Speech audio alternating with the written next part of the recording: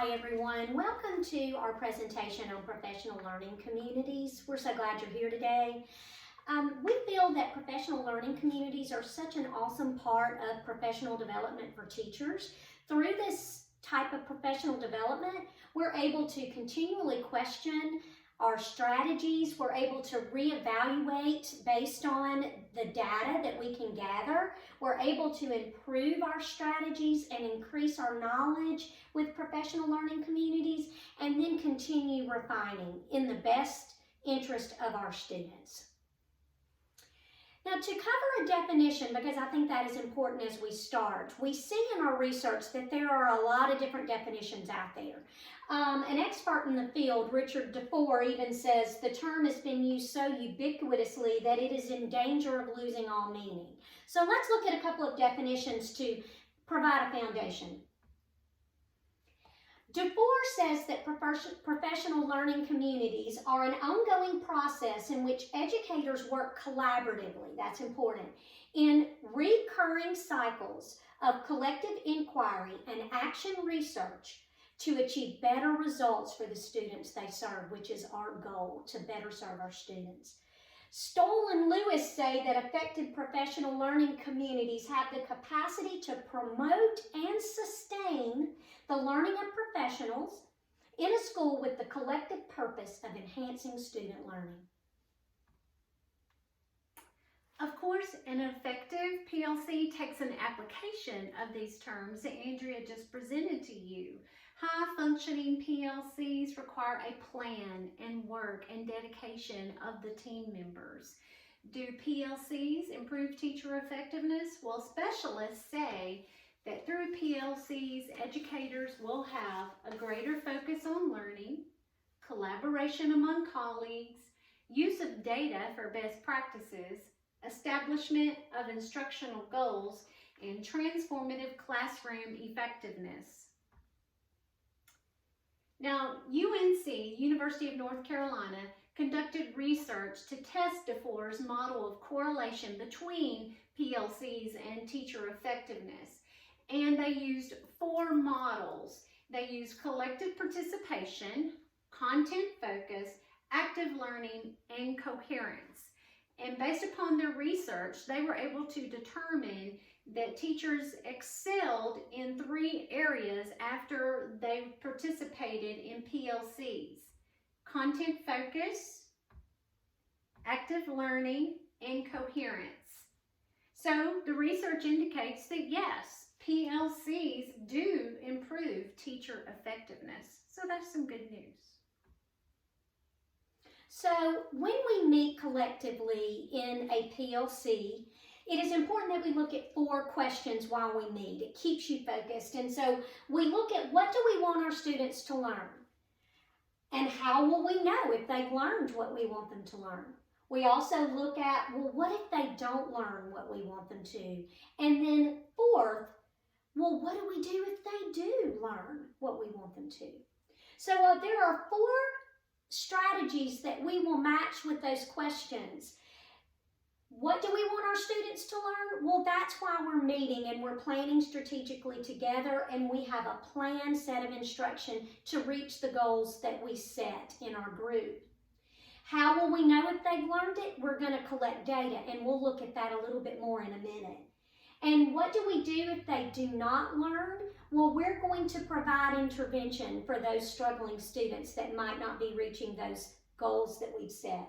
And if they do learn what we want them to, then let's provide them enrichment strategies so that they can continue to grow and have high student achievement.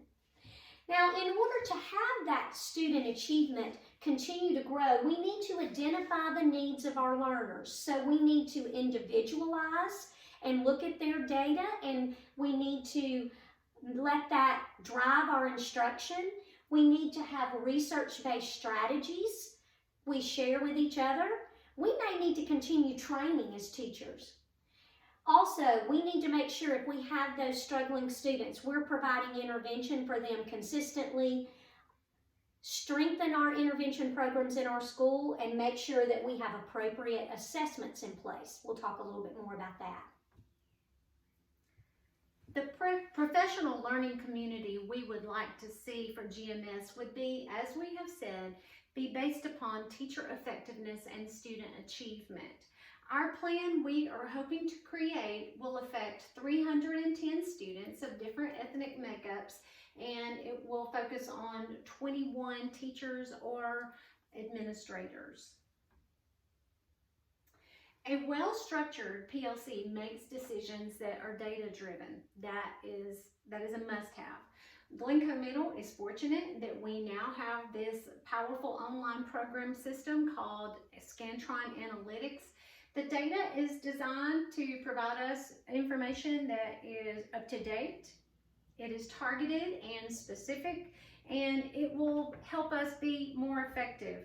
And if it is used correctly, it should promote student achievement. Now, we selected nonfiction long passages for our PLC area of focus, and it was very easy to defend that based upon our Scantron analytics. And as you can see right here, I have the red circles around long passages in 6th grade, 7th grade, and in 8th grade. For 6th through 8th grade, the highest percentages not attained were found in these categories. Now, as you can see over here on this side toward Andrea, 85% of 6th graders, 85% of 7th grade, 95% of 7th graders, and again, 95% of 8th graders did not have achievement in some standards of reading passages. Now, continuing with the plan, a high-functioning PLC team cycles through focus, strategies, assessment, and response. Now, the focus begins with the team using data to create lesson plans. And then they go through teachers instructing using those strategies. Then the team conducts common assessments, and then they remediate based upon goals set at their original focus meeting. But it doesn't stop there. It loops back around and cycles again as needed, because it's never ending.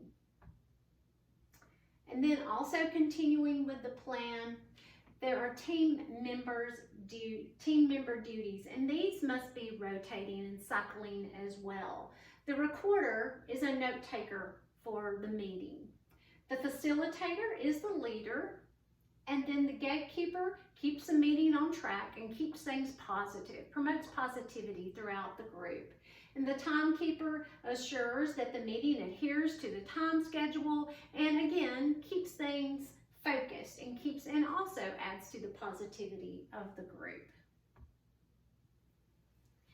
So time is a big challenge for professional learning communities.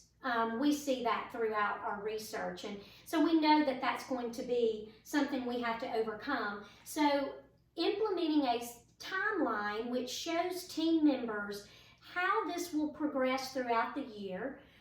At what point in the year should you begin doing certain strategies? So if you look into the timeline that we have, it's very specific, and I like that it is that specific because I think it provides that focus that the PLC will need so that you're as effective in your time together as possible. Growing and sustaining is where you're going to be most of the time.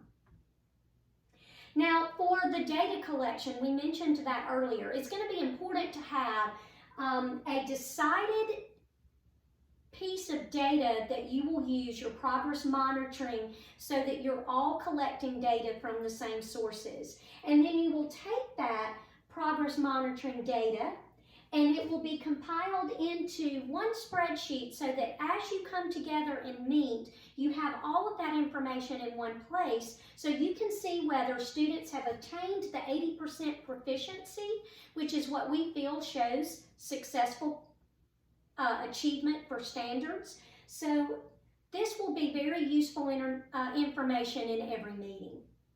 And this is very much how our Scantron analytics will come into play as well. It's so very helpful.